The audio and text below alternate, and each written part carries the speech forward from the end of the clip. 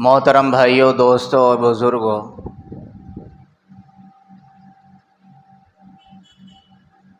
اللہ تبارک و تعالیٰ نے انسان اور جنات کو اپنی عبادت کے لیے پیدا کیا ہے۔ اللہ قرآن میں ارشاد فرماتا ہے، وَمَا خَلَقْتُ الْجِنَّ وَالْإِنسَ إِلَّا لِيَعْبُدُونَ، کہ ہم نے انسان کو بھی اور جنات کو بھی صرف اپنی عبادت کے لیے پیدا کیا ہے۔ اس آیت کا بظاہر تقاضا یہ ہونا چاہیے تھا کہ انسان کے لیے کمانا بھی جائز نہیں، انسان کے لیے کاروبار، کام دھندا، تجارت، دکان، شاپ، جاب یہ سب کرنا بھی جائز نہیں، کیونکہ اللہ کیا فرما رہا ہے کہ میں نے انسان کو صرف اپنی عبادت کے لیے پیدا کیا ہے۔ اس آیت کا بظاہر تقاضا تو یہ تھا، لیکن اللہ تبارک و تعالیٰ نے اس آیت کے ساتھ ساتھ جناب محمد رسول اللہ صلی اللہ علیہ وسلم کے ذریعے اپنی امت کو یہ پیغام دیا کہ تمہیں عبادت بھی کرنی ہے، کاروباری دھندے بھی کرنے ہیں، تجارت بزنس وغیرہ بھی کرنے ہیں،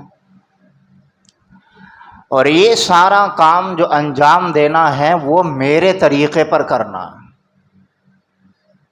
اسی وجہ سے حضور صلی اللہ علیہ وسلم نے تجارت کا کام بھی امت کو کر کے دکھایا ہے، اور یہ کب کر کے دکھایا؟ یہ اس وقت کر کے دکھایا کہ جب اسلام کی روشنی دنیا میں نہیں آئی تھی، حضور صلی اللہ علیہ وسلم کے اوپر وحی نازل نہیں ہوئی۔ مشہور قصہ ہے، حضرت خدیجہ رضی اللہ عنہا سے مال لے کر کے غلام میسرہ کے ساتھ ملک شام کا سفر کیا تھا، تو تجارت کر کے بھی حضور صلی اللہ علیہ وسلم نے دکھائی۔ تو اب یہ دو چیزیں ہو گئیں، ایک عبادت ہو گئی، ایک کاروبار بزنس وغیرہ ہو گیا۔ اب اللہ کی اپنے بندے کو اوپر مہربانی دیکھیے، اور جناب محمد رسول اللہ صلی اللہ علیہ وسلم کی اپنی امت کے لوگوں کے ساتھ نرم دلی، رحم دلی دیکھیے گا کہ اگر کوئی امتی کوئی بھی کاروبار کر رہا ہے، حلال کاروبار، اور وہ طریقے پر بھی حضور صلی اللہ علیہ وسلم کے ہو، تو اللہ تبارک و تعالیٰ اس کاروبار کے کرنے میں بھی ثواب عطا فرماتا ہے۔ مشکات شریف میں ایک واقعہ ہے، شاید میں نے اس سے پہلے بھی بتایا ہوگا، شارٹ کٹ بس اشارہ کر رہا ہوں۔ ایک صحابی آئے حضور صلی اللہ علیہ وسلم کے پاس، مصافحہ ملایا تو دیکھا ان کے ہاتھ بہت زیادہ سخت تھے، جیسے کہ عام طور پہ لوہا چلانے والے یا پھاوڑا، کدال، ہتھوڑا، گھن وغیرہ چلانے والوں کے ہاتھ سخت ہوتے ہیں۔ آج ہمارے عام مسلمان بھائی ہاتھوں کے نرم ہونے کو جب دیکھ لیتے ہیں نا کسی کے، تو کہتے ہیں بڑا اللہ والا ہے، ہاتھ بڑے نرم ہیں اس کے۔ تو اگر کسی کے ہاتھ حلال کاروبار کرنے کی وجہ سے اور بیچارہ نماز کی پابندی کر رہا ہے، اس کے ہاتھ سخت ہو گئے تو وہ گناہ گار ہے۔ یعنی کہ نیکی کا دار و مدار بھی ہم لوگوں نے کہاں جا کے جوڑا؟ ہاتھ کے سافٹ ہونے پر، کہ ہاتھ بڑے نرم ہیں، ایسا لگا تھا میں نے روئی میں داخل کر دیا اپنے ہاتھوں کو۔ معلوم ہے ابو جہل کے ہاتھ کتنے نرم تھے؟ ابو لہب کے ہاتھ کتنے نرم تھے معلوم ہے؟ پڑھ کے دیکھو ذرا ان کی ہسٹوری، پتہ چل جائے گا۔ ہاتھ دیکھ لیں، بڑے بڑے بدماش دنیا کے چھٹے ہوئے جو اسلام کے امت مسلمہ کے دشمن ہیں، ہر وقت گدی پہ بیٹھے رہتے ہیں، آپ ذرا ان کا ہاتھ پکڑ کے دیکھ لینا۔ دو شیزہ لڑکیوں کے بھی ہاتھ کیا نرم ہوں گے جو ان کے ہاتھ نرم مل جائیں گے آپ کو، تو کیا کوئی کہہ سکتا ہے کہ یہ بڑا اللہ والا ہے؟ تو یہ نیکی کا کوئی دار و مدار نہیں ہے کہ جی ہاتھ بڑے بہت اچھے تھے اور ایسا لگا تو میں تو چھوڑوں ہی نہ، ایسا لگ رہا تھا۔ بہت سارے لوگ ہم سے آ کے کہتے ہیں اب ہم اس وقت اس وجہ سے زبان خاموش کر لیتے کہ اگر ہم کہیں تو کہیں ان کے دل میں شیطان یہ بات نہ ڈال دے، پتہ نہیں ہو سکتا بھائی ان کو ان سے کوئی چسبندی ہو، کیونکہ نیگیٹو دماغ میں آنے میں کوئی دیر نہیں لگتی ہے، پوزیٹیو آنے میں دیر بھی لگتی ہے۔ شیطان نہیں چاہتا کوئی پوزیٹیو سوچے، شیطان تو یہی چاہتا ہر وقت منفی سوچ رکھے، نیگیٹو سوچے۔ اس سے بندے کا خود کا بھی نقصان ہوتا ہے، دوسروں کا بھی نقصان ہوتا ہے۔ اتنا دوسروں کا نقصان نہیں ہوتا جتنا خود کا اپنے کا نقصان ہوتا ہے۔ تو حضور صلی اللہ علیہ وسلم نے ہاتھ محسوس کیے، بڑے سخت تھے۔ فرمایا یہ ہاتھ سخت کیسے ہو رہے ہیں؟ تو آقا سے فرمایا، ان صحابی نے، یا رسول اللہ لوہا وغیرہ پیٹنے کا کام کرتا ہوں۔ آقا حضور صلی اللہ علیہ وسلم نے ان ہاتھوں پہ بوسہ دیا، ہاتھوں کو چوما اور چوم کے کہا کہ جو حلال طریقے سے صبح سے شام تک کاروبار کرتا ہے، اللہ تبارک و تعالیٰ اس کے سارے گناہ معاف کر دیتا ہے۔ اللہ تعالیٰ اس کے سارے گناہ معاف کر دیتا ہے۔ یہ کاروبار کی برکت حضور صلی اللہ علیہ وسلم نے بیان فرمائی ہے۔ اب چونکہ ہمارا ماحول گھر کا ہو یا باہر کا ہو عبادت والا ماحول نہیں ہے، پرہیزگاری والا وہ ماحول نہیں ہے جو خیر القرون کے زمانے میں ہوا کرتا تھا۔ اب کہیں نہ کہیں ہمارے قدم پھسل جاتے ہیں، نیت بھی ڈاما ڈول ہو جاتی ہے ماحول کے اعتبار سے، افراد کے اعتبار سے۔ تو ہمارا بیلنس برابر رہے، اللہ تبارک و تعالی عبادتوں کے موسم لاتا ہے۔ جہاں ذرا سے ہم پٹری سے اترے، جہاں ذرا سے ہم ڈس بیلنس ہوئے، جہاں ذرا سے ہم دائیں بائیں ہوئے، مسجدوں کو چھوڑا، قرآن کو چھوڑا، نبی کی تعلیم کو جہاں ذرا سا چھوڑا، ایک دم اللہ تبارک و تعالیٰ ایمان والے بندوں کو ایسے موقع فراہم کرتا ہے کہ جن موقعوں کو اگر کوئی بھونا لے تو وہ اس کے لیے ایسے ہی ہو جاتا ہے جیسے آپ نے اپنی گاڑی کی سروس کرا لی ہے، ویسے ہی ہو جاتا ہے جیسے اپنی گاڑی کی آپ نے ریپیئرنگ کرا لی ہے۔ جیسے کہ رمضان کا مہینہ سال میں ایک مرتبہ آتا ہے، اگر کوئی رمضان کے تقاضوں پر پورا اتر جائے، اگر روزے اس کے تقاضوں کے ساتھ رکھ لے، عبادت کے تقاضوں کے ساتھ جیسا حق ہے اگر ایسا کر لے، تو پھر 11 مہینے بندہ عبادت میں لگا رہتا ہے۔ یہ نہیں ہے کہ ایک ایمان والا یہ نہیں ہو سکتا کہ ایک چاند دیکھ کے عبادت شروع کرتا ہے اور دوسرا چاند دیکھ کے ایمان والا مسجدوں کو خالی کر دیتا ہے کہ جی رمضان کا چاند دیکھا، مسجدیں بھی بھر گئیں، مدرسے بھی بھر گئے، اور تراویحوں میں مسجدوں میں جگہ نہ رہی، اور 5 وقت کی نماز میں ایسے نمازی آ رہے ہیں کہ جمعے کی نماز میں بھی کیا آئیں گے، دوسری نمازوں میں بھی کیا آئیں گے، ایسے پورے مہینے نمازیوں سے مسجد بھول رہتی ہے، اور جیسے ہی عید کا چاند نظر آیا تو پھر کیا ہوتا ہے؟ یہ ایمان والے کی شان نہیں ہے۔ ایمان والے کی شان تو یہ ہے کہ رمضان ہو غیر رمضان ہو میں نماز نہیں چھوڑا کرتا۔ تو اللہ تبارک و تعالیٰ ایمان والوں کو ڈس بیلنس ہونے سے بچانے کے لیے، پٹری پر چلانے کے لیے، ٹریک پر چلانے کے لیے عبادت والے ماحول لاتا ہے۔ ابھی رمضان کا مہینہ آیا تھا، 1-1.5 مہینہ پہلے رمضان گزرا، رمضان کے روزے رکھے، خوشی میں اللہ تبارک و تعالیٰ نے عید کا تحفہ دے دیا، اور عید کا تحفہ بھی ایسا نہیں جیسے غیروں کے یہاں ہوتا ہے، عبادت کا کوئی تصور نہیں ہے کہ اے ایمان والو تم نے پورے رمضان کے روزے رکھے ہیں، تراویح ادا کی ہیں اور دوسری عبادتیں کی ہیں، اب آؤ 2 رکعت نماز ادا کر کے شکرانے کے اس کا حق بھی ادا کرو آگے۔ رمضان گزر گیا، عید گزر گئی، شوال آیا، شوال کے 6 روزے بھی آتے ہیں، پھر شوال کے بعد میں ذی قعدہ بھی آیا، اب ذی قعدہ کے بعد میں اب پھر اللہ تبارک و تعالی عبادت کا ایک اور موسم لا رہا ہے جسے ذو الحجہ کہا جاتا ہے۔ یہ ہماری اسلامی تاریخ کا کاؤنٹنگ کے حساب سے، گنتی کے حساب سے آخری مہینہ ہے، یہ 12واں مہینہ ہے اسلام کے اعتبار سے، عربی کے اعتبار سے۔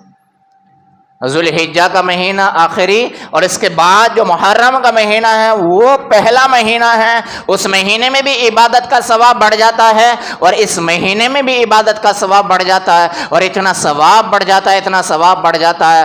آقا حضور صلی اللہ علیہ وسلم نے بیان فرمایا کہ جو بندہ یہ جو اب 1 تاریخ سے لے کر کے 9 تاریخ تک روزے رکھے جائیں گے، آقا نے ارشاد فرمایا کہ جو 1 دن کا روزہ رکھ لے گا اللہ تبارک و تعالی اسے 1 سال کے روزوں کا ثواب عطا فرمائے گا۔ کتنا بڑا ثواب ہے، ایک روزہ. آپ دیکھو مہینہ کون سا چل رہا ہے جی؟ یہ جون کا مہینہ چل رہا ہے نا, اور گرمی کا تاپمان کہاں تک پہنچ گیا؟ 44 45 46, بعض جگہوں پہ تو 50 تک بات چل رہی ہے نا. ادھر ثواب, ادھر روزے کا ثواب, اور ادھر موسم کا حال, لوگ ہوتے گرمی سے نڈھال. اب یہی تو جانچا جاتا ہے کہ میرے بندے کو محبت کتنی ہے. کسی کو کسی سے محبت اگر ہو جائے, آج کل کے نوجوان تو ان چیزوں میں پرفیکٹ ہے ایک دم, بالکل بتانے کی ضرورت نہیں. ہو سکتا ہے پرانے زمانے کے لوگوں کو پتہ نہ ہو, لیکن کچھ نہ کچھ ہوا تو ہر کسی کو لگی جاتی ہے. کون سا ایسا درخت ہے کسی ہوا نہ لگتی ہو؟ کسی کو کم لگتی ہے, کسی کو زیادہ لگتی ہے.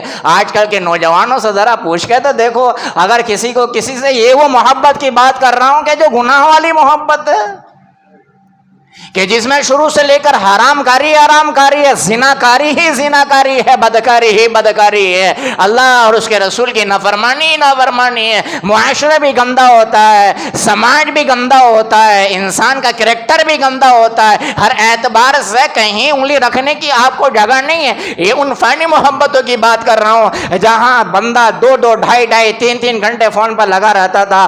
اگر 2 4 گھنٹے کو بلوک مار دے ادھر سے, تو پھر ان سے پوچھو کیا حال ہے میاں مٹھو, پوچھ کے دیکھنا ذرا, کھانا کھایا کیا دوپہر کا؟ شام کا کھانا کھایا ہے کیا؟ دوپہر کا کھانا بھی نہیں کھائے گا, شام کا بھی کھانا نہیں کھائے گا, اور اپنے دوستوں سے کہے گا تیری بھابھی کا فون نمبر بن جا رہا, مجھے بھوک بھی نہیں لگ رہی ہے اور پیاس بھی نہیں لگ رہی. غلط تو نہیں کر رہا جی وہ؟ اب اس کو اس بات کا احساس نہیں ہوگا کہ جون کا مہینہ چل رہا ہے یا جولائی کا مہینہ چل رہا ہے, اس بات کا کوئی احساس نہیں ہے. کھانا بند ہے, پینا بند ہے, راتوں کو نیند نہیں آ رہی ہے. اب یہ نہیں دیکھے گا کہ میں پوری رات نہیں سویا تھا, تو نیند دن کو بھی نہیں آئے گی, کیونکہ دوسری طرح سے بلوک جو مار دیا ہے. یہ فانی محبتوں کا حال ہے. اور بندے کو جب اللہ اور اس کے رسول سے محبت ہوتی ہے, اللہ کی قسم انسان کو موت بھی آ جاتی ہے, پھر بھی یہ محبت ختم نہیں ہوتی ہے. انسان قبر میں چلا جاتا ہے, پھر بھی یہ محبت ختم نہیں ہوتی ہے. دنیا کی محبتوں کا حال یہ ہے, آج اگر ہم مر گئے, تھوڑی بہت دیر رو را کے خاموش ہو جائیں گے, صبر آ جاتا ہے, پھر اپنے کام دھندوں پہ لگ جاتے ہیں, پھر وہی چہروں پہ مسکان آ جاتی ہے, مسکراہٹ ہو جاتی ہے, وہی کھانے پینے, وہی دنیا کے ریت رواج شروع ہو جاتے ہیں. یہ دنیا کی محبت کا حال ہے. لیکن اللہ اور اس کے رسول کی محبت کا حال تو یہ ہے, آقا نے اعلان کر دیا المرء مع من احب, کہ دنیا میں جس سے محبت کرو گے آخرت میں اس کے ساتھ رہو گے تم. تو حضور صلی اللہ علیہ وسلم نے فرمایا کہ ان دنوں میں اگر کوئی روزہ رکھے تو ایک روزے کا ثواب 1 سال کے روزوں کی برابر. کتنا بڑا بھاؤ بڑھا دیا اللہ تعالیٰ نے. اور فرمایا کہ اگر ان دنوں کی کسی رات میں کوئی بندہ عبادت کر لے نا, تو اسے شب قدر کی عبادت کا ثواب ملتا ہے. کتنا بڑا ثواب بڑھا دیا اللہ تبارک و تعالی. شب قدر رمضان کے مہینے میں آتی ہے. رمضان کے مہینے میں بھی آخر عشرہ 21 23 25 27 29 ان راتوں میں سے کسی میں آتی ہے, کنفرم نہیں ہے. اگر ان راتوں میں کوئی بندہ اگر عبادت کر لیتا ہے تو اللہ تبارک و تعالی 1000 مہینوں سے زیادہ عبادت کا اسے ثواب دیتا ہے. تو آقا فرما رہے ہیں کہ ان راتوں میں سے اگر کوئی عبادت کر لیتا تو اللہ تبارک و تعالی اسے شب قدر کی برابر کیا دیتا ہے جی؟ ثواب عطا فرماتا ہے. کتنا بڑا ثواب ہے. اور پھر ایک وہ آتا ہے نا 9 تاریخ, اسے عرفے کا دن بولتے ہیں, عرفے کا. اس پر انشاءاللہ اگلے جمعے کو بات کریں گے, کیونکہ عرفہ اگلے جمعے سے بعد میں آنے والا ہے.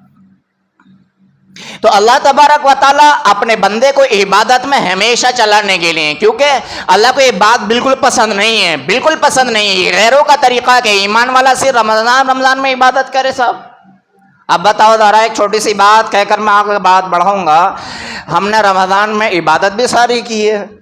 90% سے زیادہ 95% سے زیادہ لوگوں نے 5 وقت کی نمازیں بھی پڑھی ہیں. جن کے سر پہ کبھی ٹوپی نہیں آئی ان کے سروں پہ بھی ٹوپی آ گئی. قرآن کی گھروں میں تلاوت کا ماحول ہے, مسجدوں میں عبادت کا ماحول ہے. ہوا کیا نہیں ہوا یہ سب رمضان میں؟ تو کاروبار کی تو کسی کی چھٹی نہیں ہوتی تھی. کاروبار بھی وقت پر ہوئے, کھانے پینے بھی وقت پر ہوئے, سارے کام ہوئے نا ہوئے. تو یہ رمضان کا مہینہ میں ٹرینڈ کرنے کے لیے آیا تھا, یہ سبق دینے کے لیے بھی آیا تھا. اگر 11 مہینے بندے تیری یہ سوچ ہے نا کہ میں یار عبادت میں مشغول رہوں گا تو ادھر سے کہیں اونچ نیچ نہ ہو جائے, تو اپنے 1 مہینے کی عبادت پہ غور کیوں نہیں کیا تو نے کہ یار میں نے تو تراویح بھی پڑھی تھی, روزے بھی رکھے تھے, اور گرمیوں میں بھی روزے آئے وہ بھی رکھے, اور قرآن بھی پڑھا. جب میں نے وہاں اتنی عبادت کی, میرا کاروبار ڈاؤن نہیں ہوا, اور رمضان کے مہینے میں اللہ اپنے بندوں کو جتنا کھلاتا ہے جتنا ہم کھاتے ہیں پورے 11 مہینے نہیں کھا پاتے. کہیں فروٹ کے نام سے, کہیں کھجور کے نام سے, کہیں سیوئی کے نام سے, اور پتہ نہیں کیا چیزیں کیا چیزیں کھا لیتے ہیں, پورے 11 مہینے دیکھنے کو بھی نہیں ملتے ہیں. تو اللہ کھلاتا بھی سب مہینوں سے زیادہ ہے, عبادت بھی سارے مہینوں سے بھی زیادہ ہوتی ہے, کاروبار میں بھی کوئی نقصان نہیں ہوتا. جیسے ہم وہاں چلے تھے تو 11 مہینے میں بھی تو چل سکتے ہیں وہاں پر ہم. تو یہ ایمان والے کی جو روش بن چکی ہے نا کہ جی بس رمضان عبادت کا ماحول ہے, باقی 11 مہینے مسجدیں ہماری سونی پڑی ہیں. آج ہمارا حال یہی ہے, اور میں اسی مسجد کی بات نہیں کرتا, آپ شہر کی ہر مسجد کا آپ انکوائری کر لیجئے, جائزہ لے لیجئے, جہاں ہر نماز میں 150 لوگ مل جائیں گے آپ کو, مسجدوں میں تھوڑی بہت رونق ملے گی, فجر میں وہ رونق بھی نہیں ملے گی آپ کو. کہاں چلا گیا ہمارا ضمیر کہ اللہ بلا رہا, اللہ اکبر اللہ اکبر. میرے بندے یہ تیرے کاروبار بڑے نہیں ہے, تیرا اللہ بڑا ہے, تیری نیند بڑی نہیں ہے, تو اپنے رب کی محبت میں بستر نہیں چھوڑ سکتا, تو اپنے رب کی محبت میں اپنی نیند کو قربان نہیں کر سکتا. تیرا رب کتنے پیار سے بلا رہا ہے, کتنی محبت سے بلا رہا ہے. دنیا کی فانی محبت ہے, رات کو 2 بجے بھی آواز لگاتی ہیں, انسان کھڑا ہو کر کے سطر ہو جاتا ہے اور ایک دم اس کی فریاد کو پہنچ جاتا ہے. یہ اللہ جس نے تجھے بنایا, تیرے کھانے پلانے کا انتظام کیا ہے, تیرے بیوی بچوں کا انتظام کیا ہے, تجھے رہنے کے لیے گھر دیا, کاروبار دی, عزت سے نوازا, وہ رب تجھے فجر میں بلا رہا ہے اور ایک اور آواز لگوا رہا ہے الصلاۃ خیر من النوم, کہ یہ نماز تمہاری نیند سے بہتر ہے. اور اگر آواز جاتی بھی ہے تو کانوں میں ڈانٹ لگا کے ہم پڑے ہوئے سوتے رہتے ہیں, بزرگ بھی سو رہے ہیں, نوجوان بھی سو رہے ہیں. اور جس گھر کا حال یہ ہو, اگر 4 وقت کی نماز بھی ادا ہو رہی ہے تو پھر اس بات کو بھول جانا کہ جو گھر فجر کی نماز پڑھے بغیر سو رہا ہو اس گھر میں برکتیں ہوں گی. یہ تصور چھوڑ دینا, یہ بڑا خطرے والی بات ہے, یہ بڑے خطرے والی بات ہے. یہ ہمارے استادوں نے ہمیں سنائی تھی ایک بات, پتہ نہیں کتابوں میں لکھی ہوئی ہے نہیں لکھی ہوئی ہے, ہم اپنے استادوں کی بات آپ سے نقل کر رہے ہیں کہ یہودی مسلمانوں کی مسجدوں میں فجر کی نماز میں جا کے جائزہ لیتے ہیں, اور جب دیکھتے ہیں نا کہ ان کی مسجدوں میں فجر کی نماز میں سائیں سناٹا پڑا ہوا ہے, اور امام میں 2-4 مقتدی کھڑے ہو گئے بیچارے, وہی بڈھے سڈھے سے جوان تو سب اپنے اپنے گھروں میں ٹانگیں پھیلا کر کے سو رہے ہیں. یہودی آ کر مسجدوں میں جائزہ لیتے ہیں اور یہ کہتے ہیں کہ جب تک مسلمانوں کی مسجدوں کا فجر میں یہ حال رہے گا ہم ان کے اوپر ہمیشہ غالب رہیں گے, اور مسلمان دنیا کے کسی بھی کونے پہ کامیاب نہیں ہو سکتا. جس دن مسلمان فجر کی نماز میں ایسے ہی جانا شروع ہو جائے گا جیسے ہی اپنے جمعے کی نمازوں میں جانا شروع ہو جاتا ہے اور جاتا ہے, پھر اس دن سمجھ لینا اب مسلمان دنیا کے اوپر غالب آنا شروع ہو گیا ہے. ہم نے اللہ کی محبت کو اتنا سستا سمجھ لیا کہ سو رہے ہیں فجر کی نماز میں آنے کے لیے پیر ہمارے بوجھل ہو گئے. اسی وقت میں اگر کوئی کاروباری آدمی ہم سے ڈیل کرنے کے لیے تیار ہو جائے کہ جی میں آپ سے ڈیل تو کروں گا, آپ سے سودے بازی تو کروں گا, لیکن صبح کو 4 بجے آنا ہے, بتاؤ یہ بندہ صبح کو 4 بجے آئے گا نہیں آئے گا؟ 4 بجے اگر کہیں جانا ہے اور 4 بجے کی ٹرین ہے, بتاؤ یہ بندہ 3 بجے سے اٹھ کے تیاری کرے گا کہ نہیں کرے گا؟ دنیا کی اتنی بڑی تیاری ہے, قبر کی, حشر کی, اللہ سے ملاقات کرنے کی کوئی بھی تیاری نہیں ہے ہماری. کیا بھروسہ ہے زندگی کا؟ زندگی تو پانی کا بلبلا ہے, پانی کے بلبلے کی بھی کوئی گارنٹی ہو سکتی ہے, لیکن میری اور آپ کی زندگی کی کوئی گارنٹی نہیں ہے. جیسے کہ آج کل کا دور شروع بھی ہو چکا ہے, بولتا آدمی ٹول رہا ہے, سو رہا ہے, من یعنی کہ موت آ رہی ہے, دکان پہ بیٹھا آدمی جا رہا ہے, ہاتھوں میں آدمی جا رہا ہے, اور یہ واقعہ ہمارے سامنے آ رہا ہے. کب ہم اپنے آپ کو سدھاریں گے بھائی؟ تو یہ بڑی خطرے والی بات ہے. تو بہرحال میں کہہ رہا تھا یہ ایمان والے کی شان نہیں ہے کہ صرف موسم میں عبادت کرے اور جب تھوڑا سا مائنس میں جاتا ہے, اللہ کی طرف سے کوئی وعدہ نہیں ہوتا تو اس میں بندہ ایک دم نیوٹرل ہو جاتا ہے, ایک دم 0/0 ہو جاتا ہے.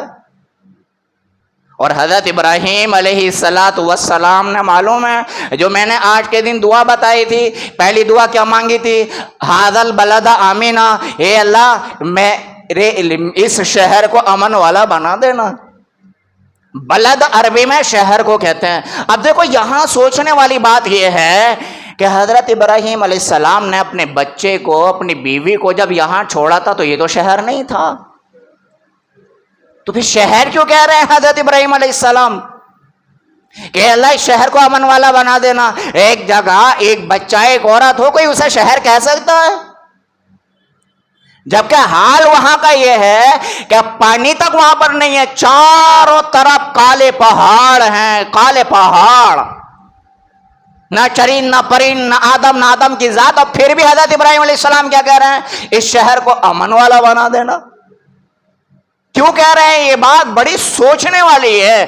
یہ یوں کہہ رہے ہیں، اس وجہ سے کہہ رہے ہیں کہ اللہ تبارک و تعالیٰ نے بتایا تھا کہ جیسی آپ کی قربانیاں ہو رہی ہیں، جیسا آپ ہماری محبت میں اپنے آپ کو، اپنے بچوں کو پیش کر رہے ہو، آپ کی برکت سے، آپ کی اولاد کی برکت سے اس جگہ کو ہم ایسا شہر بنائیں گے، ایسا شہر بنائیں گے کہ دنیا کے چاہے کتنے بھی خوبصورت جگہ میں کوئی ایمان والا بندہ بس رہا ہو، یہاں آنے کے لیے ہر وقت وہ مچھلی کی طرح تڑپے گا۔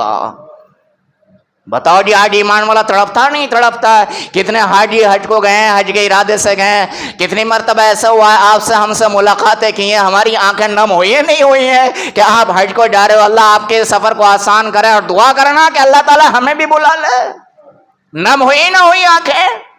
بچوں میں رہ رہا ہے، خوشگوار ماحول میں رہنا، کوئی پریشانی نہیں ہے، اور جب وہاں کی رودات آ کر کے سناتے ہیں، وہاں کی کہانی سناتے ہیں، ہم نے وہاں ایسا کیا، وہاں ایسا تھا، وہاں ویسا تھا۔ اور حاجی کے اندر آپ ایک چیز نوٹس کرنا، جب حاجی حج کر کے آتا ہے نا تو جہاں ذرا سا اسے موقع ملا، کبھی مکے کی باتیں، کبھی مدینے کی باتیں، ایسی وہاں کی باتیں، ایسا عشق اور ایسی محبت وہاں سے لے کر کے آتا ہے کہ ذرا سی بات میں وہاں کا ذکر خیر چھیڑ دیتا ہے۔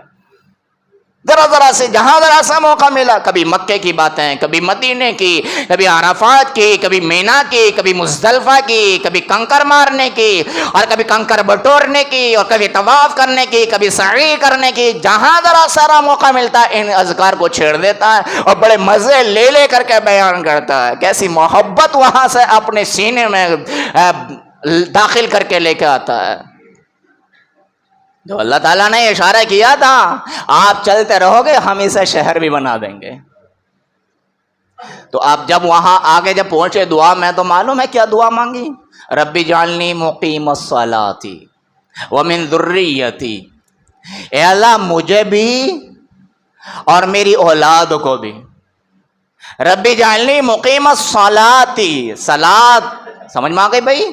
یہ صلاۃ ایسا لفظ ہو گیا اب تو ہر کسی کے سمجھ میں آ جاتا، صلاۃ خیر من النوم۔ ربی جعلنی، اے اللہ مجھے بنا دے مقیم الصلاۃ، نماز قائم کرنے والا، ومن ذریتی، اور میری اولاد کو بھی نماز پڑھنے والا بنا دے۔ اب دیکھو وہاں پر پہلی کیا دعا مانگی کہ امن والا بنا، میرے بچوں کو بتوں کی پوجا سے بچانا۔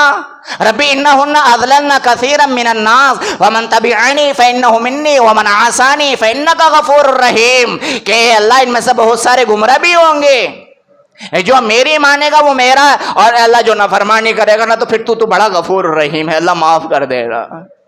اب بنا انی اسکنت من ذریتی بواد غیر ذی زرع عند بیتک المحرم، اے اللہ میں نے انہیں ایسی جگہ بسایا ہے جو غیر ذی زرع علاقہ ہے، وہاں پہ گھاس پھوس کا بھی کوئی نام نہیں ہے، کوئی جگہ نہیں ہے، کوئی فصل آبیاری وغیرہ نہیں ہوتی ہے وہاں پر، عند بیتک المحرم۔ اب دیکھو یہاں پر ایک اور بڑا عجیب سا جملہ ہے، عند بیتک المحرم، کہ ہر حرمت والے گھر کے پاس، مطلب کیا اس کا؟ یعنی خانہ کعبہ کے پاس، حالانکہ کچھ بھی نہیں تھا وہاں پہ،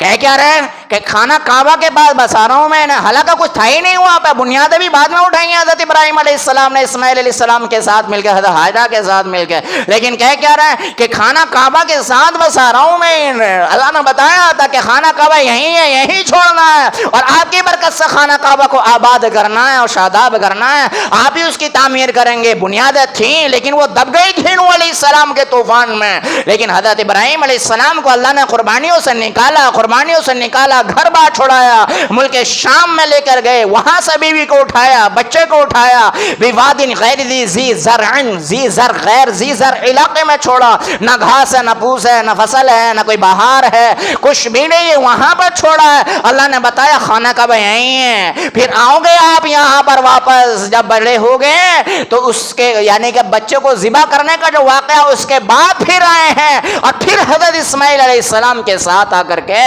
خانہ کعبہ کو بنایا ہے۔ حضرت اسماعیل علیہ السلام کو مزدور بنایا، حضرت ہاجرہ علیہ السلام سے دوسرے کام لیے، حضرت ابراہیم علیہ السلام معمار بن کے کام کر رہے ہیں، مستری بن کر کے کام کر رہے ہیں، اور پھر ایک آواز لگائی ہے، اللہ نے آواز لگائی کہ ابراہیم آواز لگاؤ، کائی کی آواز لگاؤ کہ آواز لگاؤ کہ لبیک اللہم لبیک، لبیک لا شریک لک لبیک ان الحمد والنعمت۔ اے اللہ میں آواز لگاؤں گا، کہاں کہاں پہنچے گی میری آواز؟ یہاں تو کوئی ہے بھی نہیں۔ اللہ نے فرمایا آپ آواز لگاؤ، آپ کا کام آواز پہنچانا نہیں ہے، آپ کا کام آواز لگانا ہے، آواز پہنچانا ہمارا کام ہے۔ روایتوں میں لکھا جب حضرت ابراہیم علیہ السلام نے آواز لگائی ہے نا تو ہر ایک کے کان میں آواز پہنچی، جو مر گئے تھے ان کے کانوں میں بھی آواز پہنچی، جو زندہ تھے ان کے کانوں میں بھی آواز پہنچی، جو بعد میں آنے والے ان کے کانوں میں بھی آواز پہنچی۔ اور روایتوں میں لکھا ہے کہ جن کے نصیب میں اللہ نے خانہ کعبہ کا دیدار لکھا ہے، حج لکھا ہے یا عمرہ لکھا ہے، انہوں نے زبان سے اپنے لبیک کہا تھا۔ جس نے ایک بار لبیک کہا وہ ایک بار حاضری دے گا، جس نے دو بار لبیک کہا وہ دو بار حاضری دے گا۔ اب یہاں بسا کے کیا دعا مانگ رہے ہیں؟ ربی جعلنی مقیم الصلاۃ ومن ذریتی، اے اللہ مجھے بھی نماز پڑھنے والا بنا دے اور میری اولاد کو بھی نماز پڑھنے والا بنا دے۔ پیغمبر کتنے بڑے والے ہیں اور دعا کیا مانگ رہے ہیں؟ معلوم ہے نا نماز کے بغیر دین ہے ہی نہیں۔ حضور صلی اللہ علیہ وسلم نے ارشاد فرمایا لا صلاۃ لمن لا دین لا، کہ جس کی نماز نہ ہو وہ کوئی اس کا کوئی دین ہی نہیں ہے۔ دینداری کی شروعات تو نماز سے ہوتی ہے۔ آج کل بہت سارے لوگوں نے صرف کرتا پاجامہ پہننے کو، داڑھی رکھنے کو عبادت سمجھ لیا۔ میں اس بات سے انکار نہیں کر رہا کہ عبادت ہے، نیکی ہے، لیکن شروعات ایک اسلام کی بنیاد کی ایمان کے بعد وہ نماز سے ہوتی ہے۔ اسی وجہ سے حضور صلی اللہ علیہ وسلم نے ارشاد فرمایا نماز چھوڑ کے کوئی بھی عبادت کر لینا، قیامت کے دن سب سے پہلے نماز کا حساب ہوگا۔ نماز خراب ہے، ساری نیکی اللہ ردی کی ٹوکری میں ڈال دے گا۔ نماز اگر ٹھیک نہیں ہے کوئی بھی عمل اللہ کے یہاں قبول نہیں ہوگا۔ نماز ٹھیک ہے تو نماز کی برکت سے اللہ سارے اعمال قبول کرے گا۔ تو حضرت ابراہیم علیہ السلام نے فکر کی ہے نا، اتنی بڑی کتنی بڑی بات مانگ رہے ہیں، اللہ مجھے بھی میری اولاد کو نماز کا پابند بنا دے۔ تو اس لیے بھائیو یہ جو دور شروع ہوا ہے نا، یہ 1 تاریخ سے لے کر کے 10 تاریخ تک یہ عبادت کا بڑا اہم دور ہے، بڑا ثواب اللہ اس میں بڑھا دیتا۔ اسی کے ساتھ ساتھ ایک کوشش ہم یہ بھی کریں کہ عبادت بھی ہو رہی ہو لیکن یہ نہ ہو کہ گناہ سے بھی ہم نہ رک رہے ہوں۔ گناہوں سے روکنا یہ بھی بڑی عبادت ہے۔ حضور صلی اللہ علیہ وسلم کے پاس ایک صحابی آئے اور کہا یا رسول اللہ میں چاہتا ہوں بہت بڑا عبادت گزار بن جاؤں۔ آقا نے ارشاد فرمایا حرام کام سے اپنا آپ کو روک لو، گناہوں سے بچ جاؤ، بہت بڑے عبادت گزار بن جاؤ گے۔ آج ہمارا ایک مسئلہ یہ بھی ہے نا، ہم نماز بھی پڑھنے ہیں، بد نظری نہیں چھوڑ لے، نماز بھی پڑھنے ہیں، غیبت نہیں چھوڑ لے، نماز بھی پڑھنے ہیں، دھوکہ دھڑی نہیں چھوڑ لے، نماز بھی پڑھنے ہیں، بیویوں کو ستانا نہیں چھوڑ لے، ان کے ساتھ بدتمیزی نہیں چھوڑ لے، نماز بھی پڑھ رہے ہیں، ماں باپ کی نافرمانی بھی کر رہے ہیں، نماز بھی پڑھ رہے ہیں، پڑوسیوں کو بھی ستا رہے ہیں۔ تو یہ تو ایسا ہی ہو گیا جیسے ابھی پہلے میں نے کچھ دنوں پہلے مثال دی تھی، نیچے سے چلا دیا سمر سے بھی، اوپر ٹنکی میں پانی جا رہا ہے اور ٹنکی میں نیچے بڑا سا کر دیا ہلا۔ کیا کر دیا؟ وہی ہلا، سمجھ گئے؟ نیچے سے کر دیا ایک دم نیچے سے بڑا سوراخ، اوپر سے پانی تو جا رہا ہے لیکن نیچے سے پانی نکل رہا ہے. اب آپ پوری زندگی گزار لو سمر سیبل چلاتے چلاتے، کچھ بھی ہو جائے پانی بھرے گا اس میں. تو یہی آج ہمارا حال ہے، عبادت بھی کر رہے ہیں، گناہوں سے بھی نہیں رک رہے اپنا آپ کو. تو یہ تو ایسے ہی ہو گیا، صبح سے لے کر شام تک گھر بنایا اور شام کو توڑ دیا.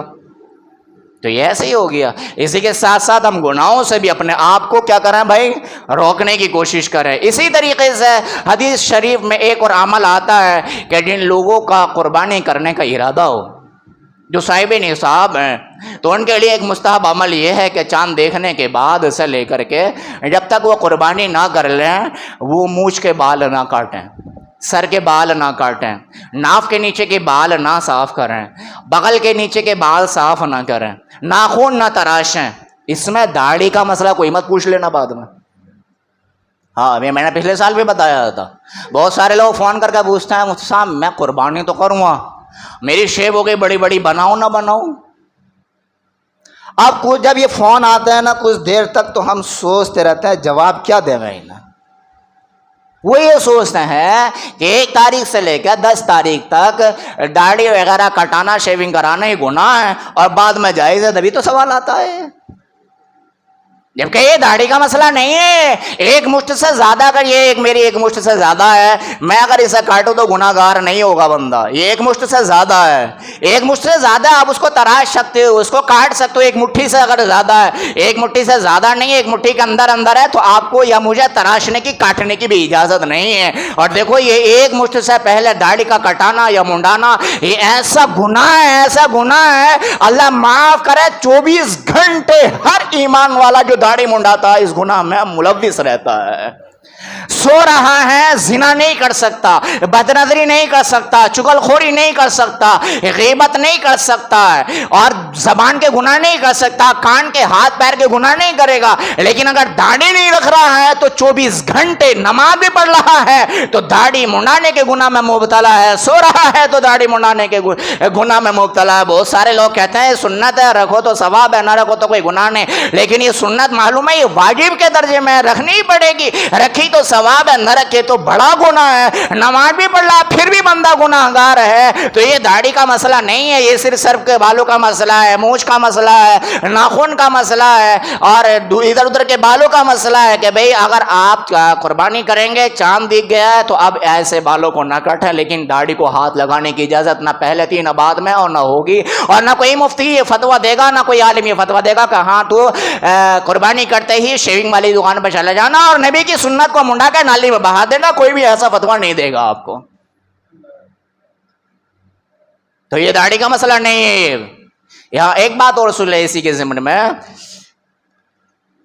بغل والے بال، منہ زیر ناف، اسی طریقے سے ناخن، اگر یہ ہو گیا کہ چاند بھی دکھ گیا اور 40 دن بھی پلس ہو گئے، تو اب اس بات پر عمل نہیں کیا جائے گا. اب تو یہ بال صاف کرنے پڑیں گے، کیونکہ 40 دن کے بعد میں ان کو مہلت دینا اب یہ بہت بڑا مکروہ ہے، یہ گناہ والی بات ہے. ابھی 40 دن اگر گزر گئے ہیں تو اب مونچھ کے بال بھی نہیں چھوڑے جائیں گے، اور بغل کے بال بھی نہیں چھوڑے جائیں گے، ناف کے بال بھی نہیں چھوڑے جائیں گے، ناخن بھی نہیں چھوڑے جائیں گے. 40 دن اگر پلس ہو گئے ہیں، 40 دن سے نیچے ہیں، تو اب اس مستحب والے عمل پر عمل کی اجازت ہے. 40 دن گزر گئے تو اب اجازت نہیں ہے. سمجھ رہے نا بھی بات میری؟ اسی کے ساتھ میں بار بار مستحب والا عمل کہہ رہا ہوں. میں بار بار مستحب کا مطلب یہ ہے کہ واجب نہیں ہے، فرض بھی نہیں ہے. نہ کٹائیں گے تو ثواب ملے گا، کٹا لیں گے تو بندہ گناہگار نہیں ہوتا. یہ مستحب کا مسئلہ ہوتا ہے، کیونکہ مستحب میں، سنت میں بہت زیادہ رعایت ہوتی ہے. اب ہمارے عام پبلک جو ہوتی ہے نا، وہ مستحب میں بھی بڑی پابندیاں لگا دیتی ہے. وہ کچھ لوگ تو 10-11 دن ان کا یہی کام ہوتا ہے، مونچھوں کو دیکھیں گے بھائی تو نے مونچھیں تو نہ کٹوائیں گے، ناخن کے دیکھیں گے تو نے ناخن تو نہ کٹوائیں. اگر بیچارے نے کسی نے کٹوا لیے نانے میں تو اس پر فتویٰ لگا دیں گے بھائی تیری تو قربانی ہی نہ ہوگی. تو یاد رکھنا، پھر میں کہہ رہا ہوں مستحب ہے، یہ نہ کٹائیں گے تو صرف پسندیدہ ہے یہ شریعت کا عمل. اگر کٹوا لیں گے تو قربانی پہ کوئی فرق نہیں پڑے گا. ہاں ثواب ضرور ملے گا اگر ہم نہیں کٹوائیں گے تو. بس اتنی بات ہے، باقی اس کے علاوہ حرام حلال کا مسئلہ نہیں ہے، قربانی کا کوئی مسئلہ نہیں ہے. قربانی میں بھی اتنا ہی ثواب ملے گا.